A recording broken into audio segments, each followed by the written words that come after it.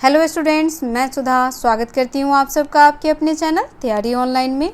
आज हम डिस्कस करने जा रहे हैं क्लास 6 का वर्कशीट नंबर 6 और वर्कशीट है 13 अक्टूबर 2020 का। आज का हमारा टॉपिक है बचपन। तो चलिए बच्चों डिस्कस करते हैं वर्कशीट नंबर 6।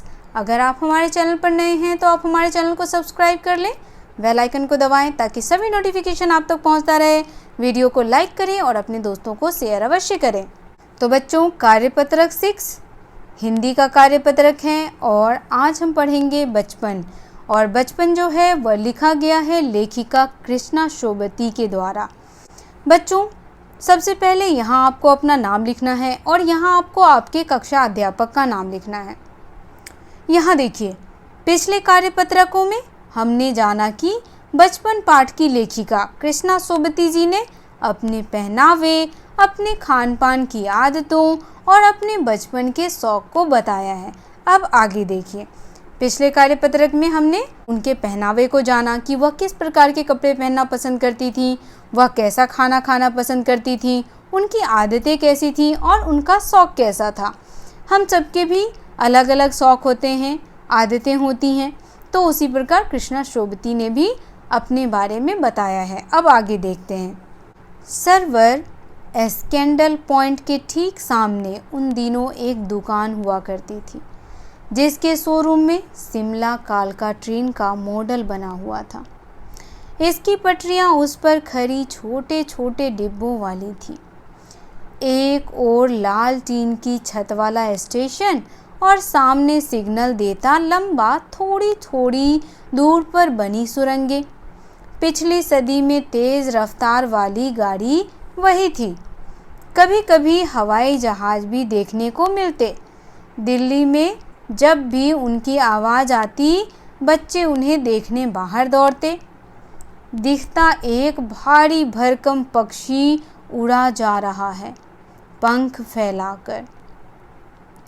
यह देखो, और वह गायब। उसकी स्पीड ही इतनी तेज़ लगती। हाँ, गाड़ी के मॉडल वाली दुकान के साथ एक और ऐसी दुकान थी जो मुझे कभी नहीं भूलती। यह वह दुकान थी जहाँ मेरा पहला चश्मा बना था। वहाँ आँखों के डॉक्टर अंग्रेज़ थे। शुरू में चश्मा लगाना बड़ा अटपटा लगा। छोटे बड़े मेरे चेहरे की ओर देखते और कहते, आँखों में कुछ तकलीफ़ है, इस उम्र में ऐनक, दूध पिया करो। मैं डॉक्टर साहिब का कहा दोहरा देती। कुछ देर पहनोगी तो ऐनक उतर जाएगी। बच्चों, कृष्णा शोभती जी अपने बचपन के दिनों को हमारे साथ साझा करते हुए बहुत सारी बातें बता रही हैं। उस समय हमारा देश इतना विकसित नहीं था जितना आज है। बहुत सारी चीज़ों का विकास हो ही रहा था। कृष्णा शोभती जी बताती हैं कि उन्होंने एक दुकान में क्या देखा था, एक शिमला कालका ट्रेन का मॉडल देखा था।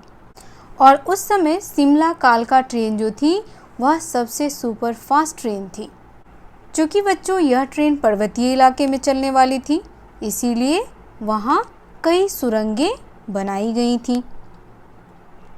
तो उस समय लोग इन सारी चीज़ों को देखने के लिए काफ़ी उत्सुक हुआ करते थे। जैसे हवाई जहाज़, जब भी हवाई जहाज़ की आवाज़ आती थी तो बच्चे उसके पीछे पीछे दौड़ना शुरू कर देते थे। बहुत दूर आसमान में एक भारी भरकम पक्षी उड़ा जा रहा है ऐसा मालूम होता था और उसकी स्पीड इतनी तेज़ होती थी कि पलक झपकते ही वह गायब हो जाता था। और ये बात है दिल्ली की। उसके बाद कहती हैं कि बचपन में ही उन्हें आँखों पर चश्मा लग गया था। आज देखिए तो छोटे छोटे बच्चों को भी चश्मा लगा हुआ है। तो उस समय बच्चों चश्मा लगाने से एक अजीब सी फीलिंग होती थी। जो भी देखता वही पूछ देता था, आँख खराब है क्या जो चश्मा लगा रखा है। और फिर ये सारी चीज़ें सुनना बहुत ही अटपटा सा लगता है। चश्मा लगाना भी अटपटा सा लगता था। लेकिन आजकल देखिए बच्चे शौक़ के लिए चश्मा पहनते हैं। तो कृष्णा शोभती जो थी वह एक ही बात दोहराती थी। क्या दोहराती थी? पहनूंगी तो ऐनक उतर जाएगा, यानी चश्मा लगाने से उनकी आँखें जो हैं वो ठीक हो जाएंगी। चलिए अब देखते हैं प्रश्नों को। लेखिका के बचपन में हवाई जहाज और शोरूम में शिमला कालका ट्रेन का मॉडल ही आश्चर्यजनक आधुनिक चीज़ें थीं। आज क्या क्या आश्चर्यजनक आधुनिक चीज़ें हैं तुम्हें आकर्षित करती हैं, उनके नाम लिखिए। बच्चों, आज तो बहुत सारी चीज़ें हैं जो हमें आकर्षित करता है, जिसमें लैपटॉप, आईपैड, रोबोट, मेट्रो इत्यादि। ये सभी चीज़ें हमें क्या करती हैं, अपनी ओर आकर्षित करती हैं। लेकिन उस समय में ये सारी चीज़ें नहीं थी बच्चों। उस समय घर में एक फ़ोन हुआ करता था, वो भी लैंडलाइन। मोबाइल नहीं हुआ करता था, लैंडलाइन हुआ करता था, जिसके थ्रू लोग एक जगह से दूसरी जगह बातें किया करते थे। तो बहुत सारी चीज़ें थी जो उस समय नहीं थी और आज हैं। चलिए दूसरा प्रश्न देखते हैं। दूसरा प्रश्न है, लेखिका को चश्मा क्यों लगाना पड़ा? तो बच्चों, लेखिका को चश्मा इसलिए लगाना पड़ा क्योंकि उनकी नज़र कमज़ोर हो गई थी। क्या हो गई थी? कमज़ोर। इसीलिए उन्हें चश्मा लगाना पड़ा। तीसरा प्रश्न हमारा है, अपने परिवार में किसी बड़े सदस्य जैसे माँ, पिताजी, दादा, दादी आदि से उनके बचपन की बातों को सुनिए कि बचपन में वे क्या क्या करते थे और उनकी किसी रोचक घटना को लिखिए। तो चलिए बच्चों, एक रोचक घटना लिखते हैं। यहाँ देखिए, मेरे पिताजी बताते हैं, जब वे कॉलेज में पढ़ाई करते थे उस समय परिवहन का इतना साधन उपलब्ध नहीं था। उन्हें कई कई किलोमीटर पैदल या साइकिल से तय करना पड़ता था। उस समय बस, ऑटो, ट्रेन जैसी सुविधाएं गाँव तक नहीं पहुंची थी। लेकिन बच्चों, आज देखिए तो आपको गाँव में भी छोटे छोटे स्टेशन मिल जाएंगे। आज आपको हर जगह ऑटो मिल जाएगा, बस मिल जाएंगी। लेकिन उस समय ऐसा नहीं था। या तो वो लोग पैदल यात्रा करते थे या साइकिल से तय करते थे। अगला प्रश्न देखिए, पाठ में आए अंग्रेजी भाषा के शब्दों को ढूंढकर उससे एक एक वाक्य लिखिए। तो बच्चों, पाठ में कौन कौन से शब्द अंग्रेजी के हैं? तो यहाँ देखिए, शोरूम अंग्रेजी का शब्द है। उसके बाद मॉडल अंग्रेजी का शब्द है। स्टेशन अंग्रेजी का शब्द है। सिग्नल अंग्रेजी का शब्द है। और भी बहुत सारे शब्द हैं बच्चों जो अंग्रेजी के हैं। स्पीड अंग्रेजी का शब्द है। अब हमें क्या करना है, इन शब्दों से वाक्य बनाना है। तो चलिए इन शब्दों से वाक्य बनाते हैं। अब यहाँ देखिए, पहला शब्द हमने लिया शोरूम।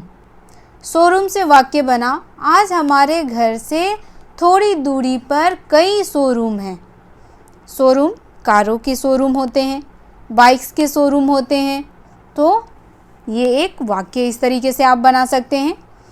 दूसरा है ट्रेन। ट्रेन से वाक्य बनाइए। तो यहाँ देखिए बच्चों, कोविड की वजह से बहुत कम ट्रेनें चलाई जा रही हैं। अब नेक्स्ट है हमारा स्टेशन। स्टेशन शब्द भी इंग्लिश का शब्द है। अब यहाँ देखिए, इन दिनों स्टेशन पर भीड़ भाड़ बहुत ही कम हो गया है। पहले भीड़ भाड़ बहुत ज़्यादा रहती थी, लेकिन कोविड की वजह से इस बार स्टेशन पे अतिरिक्त लोगों को नहीं जाने दिया जा रहा है। सिर्फ वही लोग स्टेशन पे जाते हैं जिन्हें यात्रा करनी है। अगला है सिग्नल। सिग्नल भी शब्द जो है वह अंग्रेजी का है।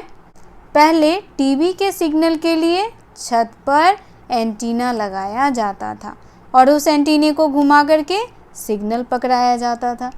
लेकिन आज जो है बच्चों, वो ऑटोमेटिक ही आपके टेलीविज़न पे बहुत सारे सिग्नल आ जाते हैं। स्पीड, गाड़ी हमेशा कम स्पीड पर चलानी चाहिए। तो इस तरह से आप वाक्य बना सकते हैं। अगला प्रश्न हमारा है, क्रियाओं से भी भाववाचक संज्ञाएं बनाई जा सकती हैं। जैसे मारना से मार। मारना क्या है? क्रिया है। और मार क्या है? भाववाचक संज्ञा। काटना से काट। हारना से हार। सीखना से सीख। पलटना से पलट। और हड़पना से हड़प। हरपना क्या है? क्रिया है। और हरप क्या है? भाववाचक संज्ञा। तो अब हमें क्या करना है? हमें भी इस संस्मरण में से क्रियाओं को छांटकर भाववाचक संज्ञा बनाना है। तो यहाँ देखिए, उड़ना क्रिया है, इससे भाववाचक संज्ञा क्या बना? उड़ा। देखना क्रिया है, इससे भाववाचक संज्ञा बना? देखा। दौड़ना क्रिया है, इससे भाववाचक संज्ञा बना? दौड़। पीना क्रिया है और भाववाचक संज्ञा बना, और इससे भाववाचक संज्ञा बना? पिया। तो बच्चों, ये वर्कशीट यहीं समाप्त होता है। मिलते हैं अगले वर्कशीट में। वर्कशीट आपको कैसा लगा आप हमें कमेंट करके बताएं।